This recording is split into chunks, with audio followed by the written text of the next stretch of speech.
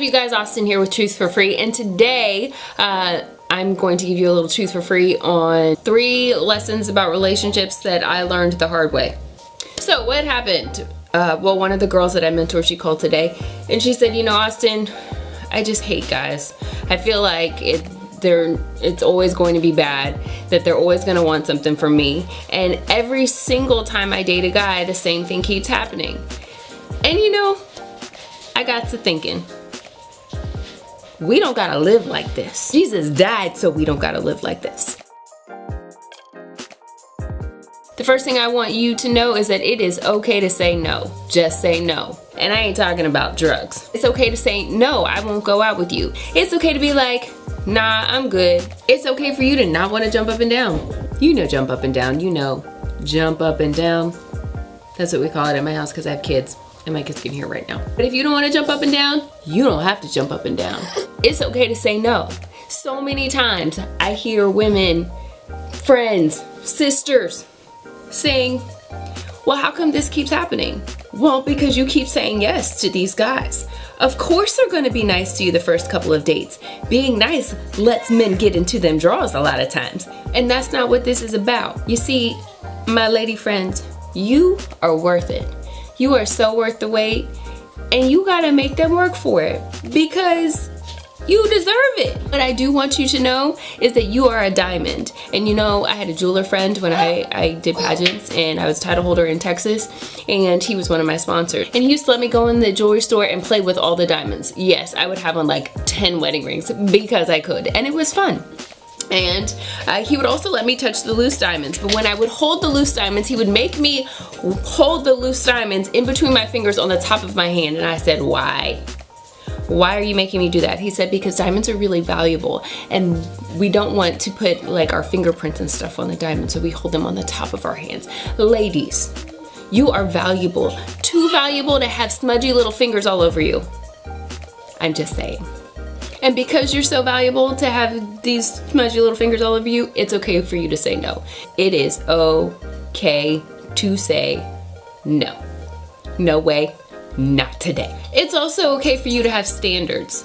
Why is it okay for you to have standards? Because there's always a standard. God has a standard. We couldn't meet the standard, so God sent Jesus. You know, there's not going to be a perfect man, but that doesn't mean you shouldn't have standards, because when the right guy comes, Jesus will fill the gaps, just like he fills the gaps with everything else. But that does not mean you need to lower your standards. It means that there's enough grace for God to fill the gaps.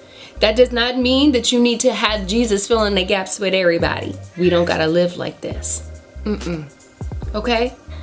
It's absolutely okay for you to want whatever it is that you want, and everybody wants something a little bit different. And just because I want one thing doesn't mean that you should want the same exact things, because, you know, everybody is different. Do I need to explain this? No, I don't need to explain. You know what I'm talking about.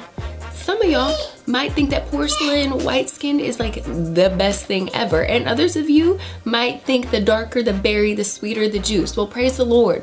Whatever God put in your heart for attraction of your spouse, awesome. Do your thing. But it's okay for you to have standards. And the last thing to take into consideration when you are preparing yourself for marriage is to remember that it's okay to be single. In fact, Paul says that single people are extra blessed. Why? Because they don't have the drama of a relationship. They can do what God has called them to do without like having to check in with somebody, because, you know, things that people don't tell you about marriage, yeah, there's another person who you live with, and you gotta talk to them about things because your choices affect them. When you're single, you don't gotta do that. Now, some of you are like, yeah, I get it, and we've heard it all before, but I don't want to be single. I understand. But verily I say unto you, my dear brethren and sister, is God knows the desires of your heart. Not only does he know the desires of your heart, but he understands, he knows the depths of those desires. So if marriage and children and all of those things are something that you desire, God knows, and he sees you, and his plan is perfect, more perfect than any advice that I or anyone else can give you. Keep hope alive, but remember to keep perspective, because proper perspective promotes proper praise. If you look at different things, you tend to see things differently. I'm going to end with this.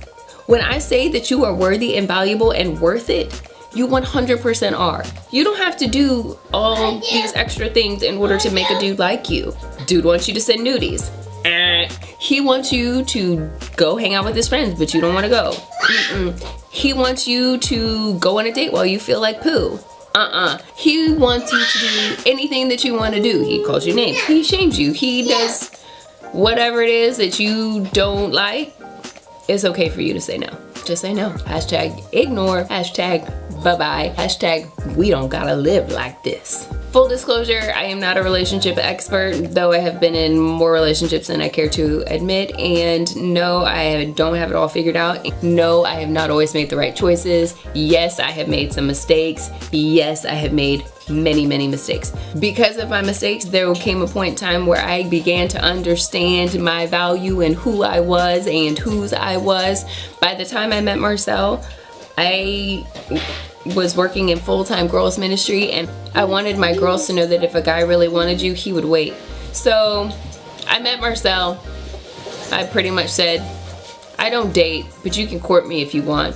And for some reason he said yes. And then I told him that I wouldn't kiss him until we got married. And he said yes. So Marcel and I, we didn't even kiss until we got married. I say this not to impress you, but to impress upon you that you are worth the wait. That you gotta make them work for it, not because you are a conquest to be conquered or some such thing, but because you are valuable and worthy and worth it. You are, no discussion. I'm not even trying to hear about it. I see you. Now, I recognize that this is not for everyone, and certainly I don't expect everyone to do this. Like, that's not a thing.